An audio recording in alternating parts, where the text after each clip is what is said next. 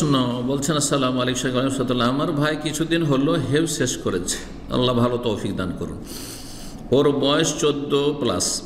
ও যখন বাড়িতে আসে বাজনা সহ বিভিন্ন কিছু দেখে, আল্লাহ হেদায়েত করুক। হাফেজগুলো সাধারণত এরকমই হয়ে যায়, কারণ ওদের দিনের জ্ঞান নেই। সেই জন্য শুধু হাফেজের জন্য বানাবেন না, আমি কড়া নিষেধ করি। শুধু হাফেজ, জাহেল হাফেজ বানাবেন না। হাফেজ হচ্ছে নফল কাজ, জি, শুধু কোরআন মুখস্থ করা। কিন্তু দিনের জ্ঞান অর্জন করে আলেম হওয়া, এটা ফরজে কেফায় না ফরজ আইন, ফরজ কাজ। আগে আলেম বানানোর টার্গেট থাকবে, তার সাথে হাফেজ বানিয়ে আনেন, তাহলে জ্যোতির ওপর আরও অধিক জ্যোতি।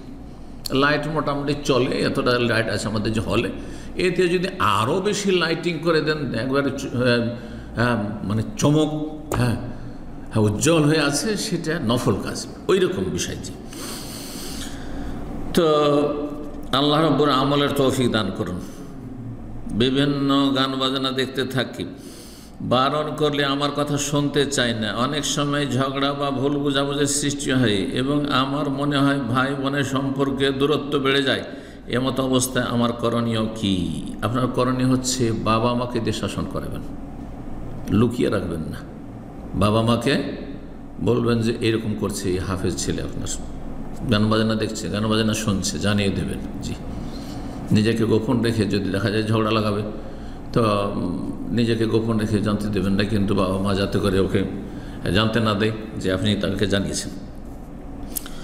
কিন্তু আপনি বোবা হয়ে যাবেন যে সম্পর্ক খারাপ হয়ে যাবে, সেই জন্য আমি বাবা মাকে দিয়ে শাসনও করাবো না, আর নিজেও বলবো না তাকে। আর নিজে বলা যথেষ্ট নয়, কারণ নিজে বললে শুধু বললেন, কিন্তু বাবা মা বল প্রয়োগ করে তাকে পাপ থেকে বিরত রাখবেন। আমার দায়িত্ব, এটি বাবা মার করণীয়। হ্যাঁ, বোনেরা, যেহেতু এক বোন প্রশ্ন করেছেন, বোনেরা চাপ সৃষ্টি করতে পারে না। বড় ভাই হলে চাপ সৃষ্টি করতে পারে, তারপরও সেটা বাবার মতো নয়। বাবা হচ্ছে অভিভাবক, যদি বেঁচে থাকেন। বাবা না বেঁচে থাকে তো বড় ভাই। জি, এই ছিল আজকের আলোচনা। আর শেষখানে বলো আদ-দীনুন নসিহা। দিন হচ্ছে নসিহা, না উপদেশ।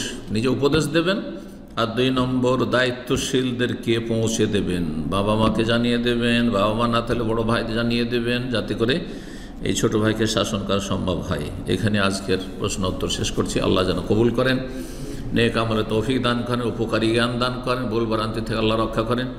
জাযাকুমুল্লাহু খাইর। সুবহান রাব্বিকা রাব্বিল ইজ্জাতি আম্মা ইয়াসিফুন ওয়া সালামুল মুরসালিন ওয়ালহামদুলিল্লাহি রাব্বিল আলামিন।